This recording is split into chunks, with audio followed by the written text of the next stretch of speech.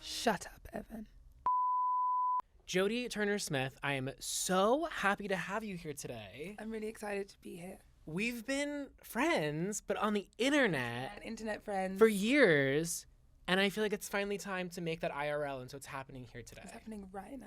Okay, so talking about Tron, I saw this film earlier this week, and I am so buzzed to be able to talk about it with someone because I had such a visceral reaction to this film. I went in thinking, I know nothing about this world. I'm not an action movie oriented kind of person. And yet, I left this movie and I'm like, maybe I'm changed. Maybe this is for me. I hope so. And you fucking kicked ass. Thank you. Throughout. Thank you. There's a lot we'll get into about it, but I just have to say off the top, you running up that spiral, what is it? Like The parkade. Yes. Yes. So scary. That was fun. Yeah. It wasn't fun that they woke me up out of a dead sleep to do that. I thought they were going to be like, okay, come and give me like a, 15-minute warning so I could like warm up and just like kind of get it together. Because we were on 6 weeks of night shoots. Wow. And so like, and the thing about the suit is that like once it's on, there's really, you can't really be taking it off. It's machinery. And you also can't just like sit down like this either. So like I had gotten them to give me like these pads that I would just like lower myself down onto and just like rest. But like, I've got the disc on my back. So there's like a little bit of, I'd be like trying to get these pillows underneath. It was just like kind of giving that. And I passed out and it was like, it must have been like 2 or 3 in the morning. And then they're like, okay, ready to go? And I was just like angry. You know when you're so tired, like somebody wakes you up out of sleep that you're like angry? Yeah. Like I felt angry. I mean, I feel like it worked given the nature of the scene. I was like, just tell me where I'm going to start and where I'm supposed to end. And then we went and they were like, actually, we need to do it again because the camera wasn't ready for how fast you were. And I was like, exactly. They can't keep up with you. You're just that fast. Jamaican. I'm just that Jamaican. Mm-hmm. So before we get more into the film, Okay. I want to start by asking you about your viral shower routine from 2024. Okay? So you were asked about your shower routine. Yes. You talked about scrubbing gloves, almond oil, Yes. air dry, shea butter. Yes. This all makes sense, but I have to ask, talk to me about the air drying of it all. You know what? In this iteration of my life, I have a lot less time for the air dry now. Okay.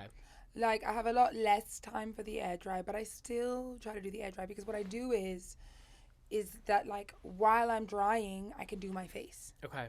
Do you know what I mean? Because I don't do my face in the shower. Mm-hmm. So while I'm drying, I can do, like, that other bit. So, like, sometimes if I do it that way, but really it's, like, the air dry is only going to happen if, like, my mom is there. Right.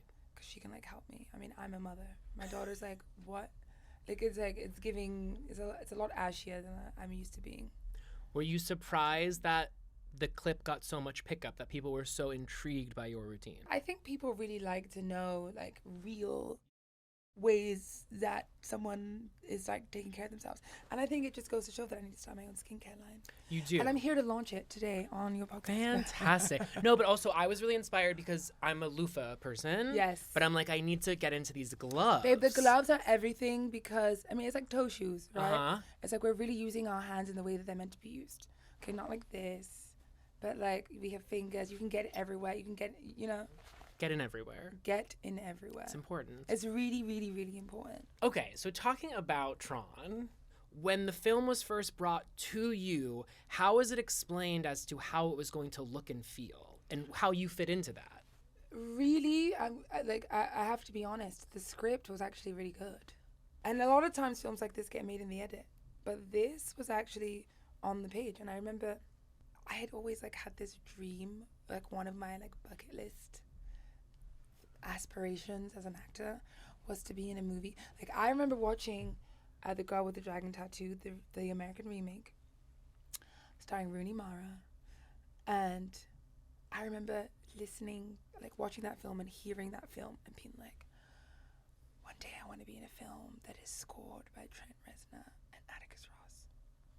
And when Joachim told me that 9 Inch Nails were doing the score, I was like, because like, you know, my interest into the franchise was 2010 Tron Legacy, Daft Punk.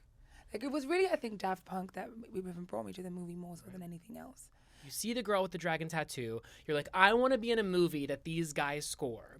Then you find out that, lo and behold, your dream has come true. But I want to hear about when you actually got to hear it for the first time. Remember when Kanye's album, Yeezus, I think it was Yeezus, right? That's the one that had like black skinhead and he did all those listening parties. And the way that they like designed the rooms was so that you could really get the effect of this sound when you were listening to it.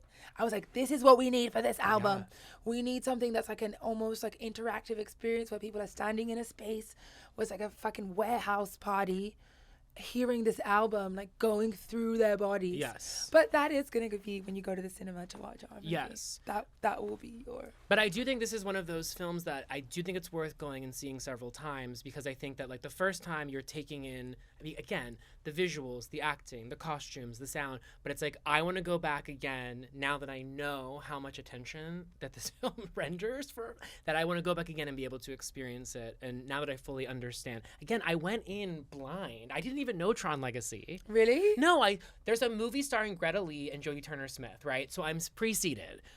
But then, now that I've seen it, I'm like, okay, I fully understand the world of this film. Now, you mentioned Jared Leto earlier. Greta Lee was just in an interview, and she was talking about the fact that Jared is method, and so that she was communicating with him over text messages before, kind of getting a feel, you know, him saying, this is my process and this is how it's going to be. She's like, great. But then Greta mentioned the fact that you were told something different by Jared. Can you explain? No, he didn't tell me anything, but I just, like, it was just not our interaction. And it's so funny because we're, like, in the middle of filming, and Greta's like, yeah, like, you know, does he interact with you in this way? And I was like, huh? I'm like, no. Maybe it's because I'm just so self-absorbed that I was leaving no space for his process. But I would just be like, Jared, hey, and like just give him a hug and like, you know what I mean? Like just be, and everyone's like, Jared's method. And I'm like, what? Okay. Now, ordinarily, I would not ask an actor about their thoughts on AI because I think it's a little bit of a baiting question right now. But it is relevant to the subject matter of this film. And I'm wondering, as an actor, as someone who's been working in this industry for some time, who's working on a project where AI is central to the conversation thematically of the film, what are your thoughts on sort of this technology entering the fray of Hollywood and whether or not Hollywood should be quick to embrace it? You know, I think that it's impossible to completely reject something. And it is in many ways fruitless. So I understand why somebody might say that, but I kind of share some of the views from our movie. And there are some thoughts that say, if we keep these technologies human-centric, then they can be a force for good. Do you know what I mean? But it's just like anything, right? It could be, it depends on whose hands it's in. I think using artificial intelligence to boost a company's bottom line and eliminate human labor is not keeping it human-centric. Especially since when you think about machine learning, what are the machines learning? The ideas of existing or once existing humans. Do you know what I mean? So it's somebody else's original thoughts. You know what I mean? So I think that it's important for us to figure out how this technology can help us improve humanity. And if we do that, I embrace that. Do you know what I mean? Yeah. I personally feel as an actor that it is very human, and again, it goes back to the movie, but it's very human to question our existence because we want to feel something and we want to feel real. Do you know what I mean? Like, that is at the core of our existential desires. So I just don't believe that we're going to get to a place where all of humanity accepts something artificial. Also, too, just the idea of community, because I went and saw this film in a room full of super fans of Tron, and that feeling when there are these sort of like hugely symphonic moments in the film when the action and the music all coalesce together and the audience bursts into applause, and that's just a feeling that was evoked through this film. But that sharing that moment in the room with the theater, it's a reminder of why going to the movies is so important, but also the idea of connectivity that happens. And it doesn't always need to be some hugely emotional beat. It can actually be one that's just adrenaline filled, but the idea of us communing over something like that, action oriented, you feel something in addition to what the movie evoked, you feel something in being able to feel it with the room around you. Because we are energy. Yes. You know, is it fair to say Athena has some big dick energy? Mm-hmm. Big tit energy. Did you notice the chest plate? Yeah. I did. Big tit energy. Let's call it that instead. I'm changing it. Yes, I it's like BTE. that. Okay, so Athena has some big tit energy. Yes. Is that something that you brought home with you? Because I imagine, you know, the director yells cut, but I imagine this character kind of stays with you, if not during the filming period, perhaps even beyond.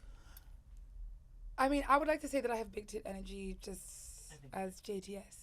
Athena is such a unique character. This was, in many ways, like a little escape for me because I could just like channel rage and destruction and like all the things that you don't get to do when you're trying to be an upstanding citizen of the human world.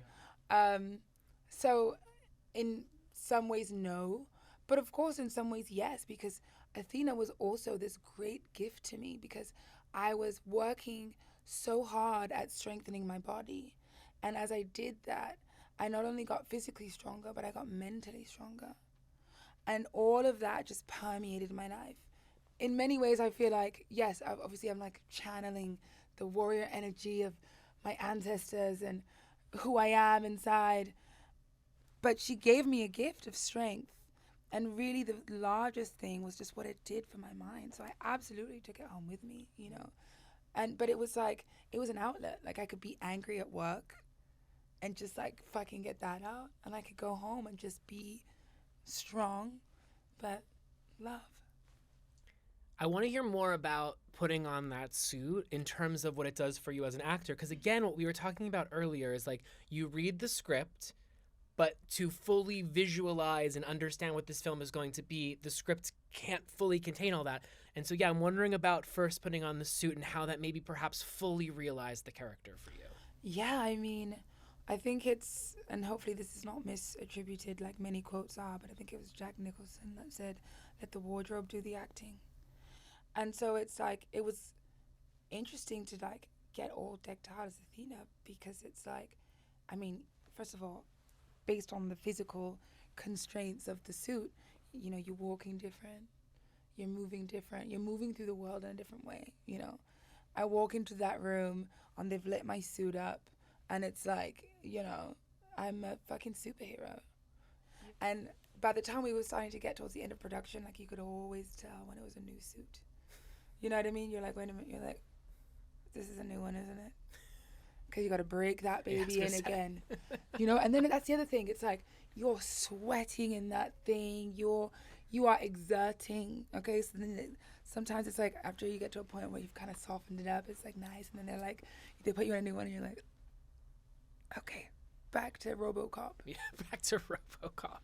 Did you have any moments when you're looking down and you see yourself in the suit, and as you mentioned, like it lights up, and was there any part of you that thought about young Jodie and is like, I'm a fucking superhero? You know, I feel like when I was young, I didn't necessarily like idolize superheroes. Like I was in my books and not comic books. So I was like idolizing, you know, pathetic young women who were being manipulated by men.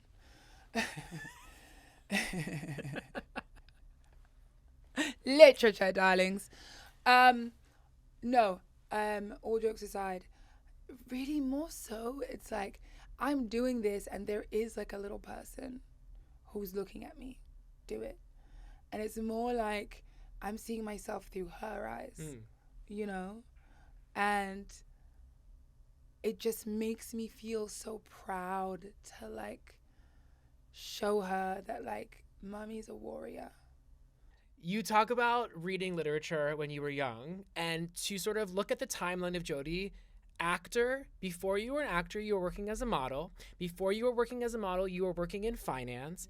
But before you were working in finance, it sounds like you were wanting to pursue writing. There was a part of me, like, when I was younger that always thought, like, I'm going to write a novel one day, like, that's going to be. And then, you get a little bit older and you're like, that's really impractical in terms of trying to, live this American dream. I need to make money, and I don't know if being a novelist is going to get me there. Obviously it could, but you're gambling, right? You're like, am I gonna take a chance on? And I've always been, and I'm a very intelligent person, so I was like, let me instead like lean into my intelligence to get a job that I know like I can just literally do this, and then it's gonna make me lots of money, and I'll be secure, because that's really, I think, at the basis of the American dream is this idea of like, oh, there's a possibility of a security that I wouldn't find somewhere else. How we've all been lied to. But are you still writing at all these days for fun? I barely do. It's so interesting because, like, in a way, I really mourn that part of myself, because it used to be that, like, I would literally be inside of an experience, and in my head, I would be like, I can't wait to get home and write this down. It was an impulse. It was an urge. It was the way that I understood the world, was to write it down. And, something that I would say when I kind of stopped writing so much was that, there was a certain point when my life was very mundane, and that's where the magic was turning this mundane life into something fantastical, magical, imaginative. Not to say that it wasn't, but it's like when there was less happening in my life, I was really mining all of the nuances, and then everything just changed in so many ways. And it's like I let go of the habit, and then it just became something that wasn't second nature anymore. And then there's that writer's block is a motherfucker, because it's like, it's so mental, and I'm aware that it's really just a story that I'm telling myself about me that I need to let go of, that I'm not a writer anymore. Do you know what I mean? But I mean, I'm telling you, it's like it's what I knew best. And you were writing online for a while because you were a Tumblr girlie. Tumblr girlie. Miss Jodie. Yeah, at Miss Jodie. And I had a blog called Girl You So Well Spoken. And you had a following on Tumblr. I miss the days of Tumblr. I mourn Tumblr for so many reasons. I think it was such a profound outlet for self-expression for a certain generation. Yeah, but you just can't do that anymore. You can't, because the world has changed. Oh my God, it's nasty out there. People used to be so much more open. Yeah. And it was just like, and I feel like my generation, like we're the, it's like, it was the AOL chat rooms, the live journal. I had a live journal too. And then Twitter came along, and then microblogging became the thing. But then Twitter, I think, also kind of shifted things. Because it's like, it just became a hard world out there. For me, once I became visible, I felt like my writing needed to be invisible. Did something shift for you, though? Because there was a time when you were very active on Twitter. And people love that about you. And I think this isn't just unique to you. I think something shifted, and the social media realm for public figures became less fun. I think there used to be an existence where it was something akin to a mood board. Yeah. And then it started to be like the paper of record. It used to be vibes, and then it became like, oh no, I'm gonna fucking mine this shit to fucking cancel you. Right. Or hate on you, or it just somehow, like, I feel like the internet used to be this like wondrous, magical thing, and then it just became a venue for people to spew their mental illness at each other. And I was like, I gotta get, you know what? I was like, you know what? I actually don't need to be here. And it's so interesting when you become a person who has visibility, because while on the one hand, people they want to consume what is your life. But when you put your life out there, then it doesn't belong to you anymore. It also belongs to them. And also, they're like, oh, you're oversharing. And it's like, I'm just doing exactly what I've always done. But when only 2,000 people were following me, it didn't fucking matter. But even like, I mean, I think on Twitter, like even before I was really like a celebrity, I had, I think I had like, like 15,000 followers or something, which I think is very like, I think it's a lot for somebody who's no one. I don't mean no one like no one, but you know what I mean? Who's not known, Somehow there was more than 10,000 people who gave a fuck about what I had to say and were so warm about it. And so I could share. I could. And it was always like, one of my favorite writers is Anna. And I mean, like, she was somebody that, like, I loved her manner of writing about life and love and her life. And, prose poetry, that was always, like, my thing. Nikki Giovanni, Maya Angelou, Jill Scott, all of these things that like influenced me and made me feel like, I wanted to write, and I still have something to say, but it's just not safe to say it in that space anymore. And I just am like, I got to figure out how to change that story, that I'm not a writer anymore, and just channel it into something else. But it's like, it's tough. You are a writer, though. Like, you are a writer. I think this is one of the interesting aspects, that so many people in this day and age seek the visibility that someone like you has. And yet what you're speaking to, especially this creativity that lives in you, that previously had an outlet where it could go explored without any sense of risk, suddenly a byproduct of the visibility becomes a risk around creative expression. Being visible is kind of weird like that, It's like, I'm so grateful for the opportunity that my visibility affords me, but there are also thorns to the rose, that can be pretty hectic. I want to talk about the role that fate has played in your life. Yes. Because you went to the University of Pittsburgh. Yes, I did. I am from Pittsburgh. I didn't realize that. Did I know that? I didn't know that you had went to school in Pittsburgh. I went to Pitt, babe. Yeah. And did you enjoy your time in Pittsburgh? No. You didn't enjoy your time in Pittsburgh. You know what? It's not Pittsburgh's fault. Okay. Really, for me, like, going to Pitt was like the culmination of years of trying to be something for everyone else. I envy those people who are so clear about who they are and what they want from the moment that they're born. And it does exist. And actually, I think every human is, but it's like the world, society, social mores, family, religion, community, it like crushes down on your certainty about who you are. And sometimes, and me, my personality, just my whole journey, you know what I mean? Like, I'm a survivor, I'm a fighter, and I'm always going to strategize my way through something. And I think that at some point along the way, I figured, if I do this, if I am this, if I say this, if I sound like this, then that will get me the result that I want in life. And all of that just took me further and further and further and further away from even having any idea who I was. So by the time I got to Pittsburgh, I feel like I hated myself. I hated everyone around me. I was not happy. And not to say that there weren't moments of happiness and fulfillment, but I was just like, it was in many ways like my sort of emotional rock bottom.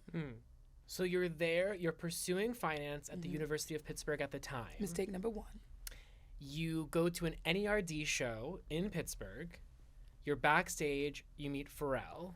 Pharrell then introduces you to Hype Williams. Hype Williams then introduces you to Kanye. You appear in a Kanye video. And I think it's fair to call that sort of a springboard to the gargantuan career you've come to have.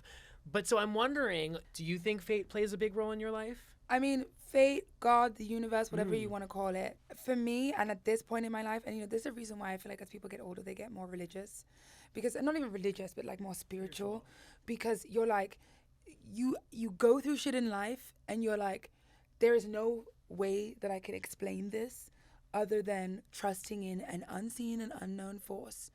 It was in going to Pittsburgh, because the thing is that it actually like traces way back.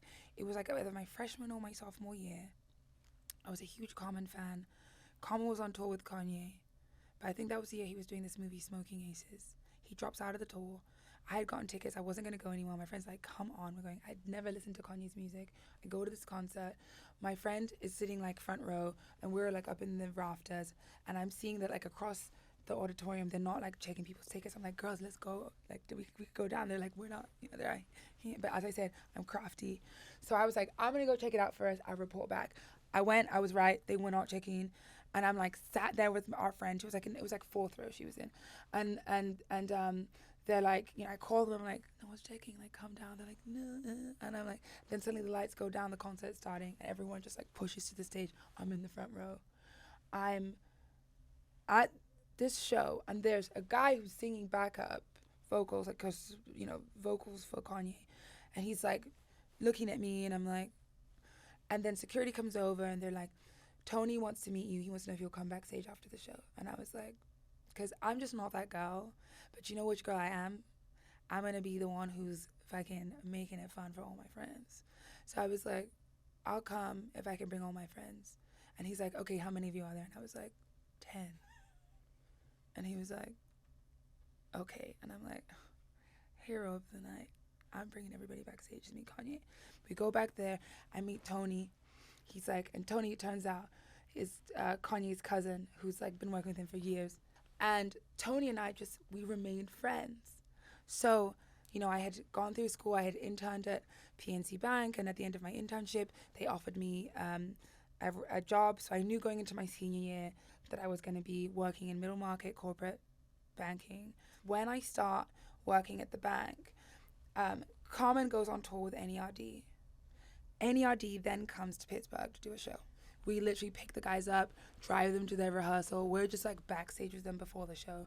You know, they literally get a prayer circle before the show. We're in the prayer circle, me and my friend. I'm just like, what is going on right now? I'm in a prayer circle with NERD at the show. Amen. Thank you, Jesus. But I still don't introduce myself or say hi to Pharrell or anything like that. So after the show, and I bring all my girlfriends who are still, because some of them are doing their postgraduate studies, I bring all my girlfriends, I get them all backstage. Again, it's like, somehow Jodie is just the plug always. And we're backstage, and I'm just like, you know what? You only live once. I'm going to go talk to Pharrell and say hello. And that's when I went to go and introduce myself to him. And he was like, not even interested in this introduction. He was just like, why the fuck are you not in front of a camera? And he's like, give me your phone right now. He's like, he's get his assistant. He's like, give her Hype's number. And he's like, call him right now and let me talk to him. And I'm just like, and everyone's staring at me backstage, and I'm like, what is going on? This is so wild. Because he's like, what do you do? I'm like, well, you know, I'm ready. He's like, fuck that. Lol. Anyway, long story short, it was very long story long. That experience was just something that said to me, here is a stranger who knows nothing about you, who believes so hard in you that you could do this. And knows right away. Maybe just like take a chance on yourself, you know? And so I was like, you know what? And my same friend, Val, she was in LA, and she'd always been in my ear because I was always telling her, I'm so bored at my job, I hate this, you know, and I'm running Common's blog, I'm doing stuff, and she's like, move to LA, just move to LA. And so I was coming to visit her in LA, And I had, like, after that whole Pharrell experience, I had, like, sent Hype some pictures of me, but, like, you know, like, fucking not real model shots, just, like, kind of, but, like, shitty ones. And I never heard from him. And I was like, you know, I don't know. And she's like, just tell him that you're coming to LA and you want to sit down and have coffee. So I'm like, Hype, you know, I'm coming to LA. I would love to, like, have a meeting. And he's like, what time do you land? And I was like, 8 p.m. And he's like, my office is right by the airport. Come by when you land. And I was like, okay, cool. Val comes to pick me up. I go to this address, and there's all these SUVs parked out front, and loud music, and I'm like, what's going on? I walk in, it's like buzzing in there, and I'm like, what's going on? And I'm like, hi, I'm here to meet with Hype Williams. And somebody's like, okay, yeah, let me take you to Hype. I go outside. They take me, like, through this whole, and it's obviously, like, it's like a production office, basically, you know, it's just like a studio. I go through, and I go out the back door, and there's a white white convertible parked there, and there's two guys. There's, like, nobody out there. It's like two guys standing in front of it, and it's Kanye and The Dream. And then, like, Hype comes, and he, like, goes over, there's another black SUV back there, and he takes, like, out some tissue, and he's like, okay, try this on. And I'm like, what is going on? I'm, like, looking at Val, like, you know, she's you know, the assistant to Cohen. I'm like, can you explain to me what the fuck's going on right now? Because I don't know what the fuck's going on right now. And she's like, I don't know what the fuck's going on right now. And I go into this trailer, and I open it. It's like this white Hervé Leger bandage. Remember when Hervé Leger was like it? It was this white Hervé Leger bandage bathing suit. And I try it on, and then, like, I'm just, like, in there waiting for, like, 20 minutes. I'm like, I don't even know what's happening right now. And somebody just comes in, knocks on the door and comes in and looks at me. And then it was like an adjoining trailer, like, knocks on the door and is like, put Jodie in hair and makeup. She's going on fast with Kanye. And I was like, what? And that was my first time on camera. Right then and there. Off the plane. Wow. I'm curious about the role that fashion has played in your life, separate from modeling, in positioning the way in which Hollywood sees you. And so I'm wondering if you see a correlation between your identity within fashion and the way it helps situate you in the world of Hollywood. Every red carpet is also an opportunity to show somebody that I belong there. You know, I think about Venice Film Festival in 2022. High impact. It was a very high impact moment for me because I invested in myself, and Wayman and Micah and we told a story. And Shika and Marcia, my hairstylist, we went out there and we were like, we are going to tell a story about how this person is a star. You know, you were asking me before, and I launched into the long story about everything and didn't even answer your question, whether or not I believed that fate plays a role in where I am or even what happened to me there. And what I meant to say before I went on this really fucking long tangent is that at the moment that I decided to stop pretending to be something for everybody else, my whole entire life changed. And as much as I had no idea what was going to happen next, and I was then and still am literally flying by the seat of my pants, everything started to fall into place. Things started to happen. And yes, I believe in fate. I believe in God. I believe that God was talking to me and saying, like, you got to shed this stuff that you're trying to do for other people. And it's so hard because I am from that internet generation. There is a part of me, as much as it was much more freeing back then and warm, when you're putting all that stuff on the internet, there is a part of you that is gaining something from the fact that people like you. And when you become more visible, you realize there's so much more room for people who don't fucking like you at all, just because they don't want to, you know, but it really has nothing to do with you. And it's so hard to divorce yourself from that. It's crippling and paralyzing as a creative, as an artist, as a human being. You know, think about how much we care about what our family think. You know what I mean? Our community. But the moment that I started doing that, I feel like God, the universe, fate is honoring that choice that I've made and has continued to just, I'm seeing these doors open for me. And every time they do, I say, yes, thank you, more of this. And it means something to me, all of it. Anytime I'm on a red carpet, anytime that I'm putting together a look, everything, it means something to me, you know? We are energy, as I was saying earlier, and this is my energy. You know, I love that documentary about Big Edie and Little Edie. And Grey how Gardens, Little Edie's Grey Gardens, she's like, this is my outfit for the day. You know, it's like, this is my energy for this moment right now. And I'm going to be standing 10 toes down in that energy. And I'm going to see what I can create with it, because I believe as a creative force that anything that I lay my hands on can be a tool for what it is that I want to do in this world. Well, I appreciate your energy. Thank you so Thank you for much. having me and letting me go to Yap City.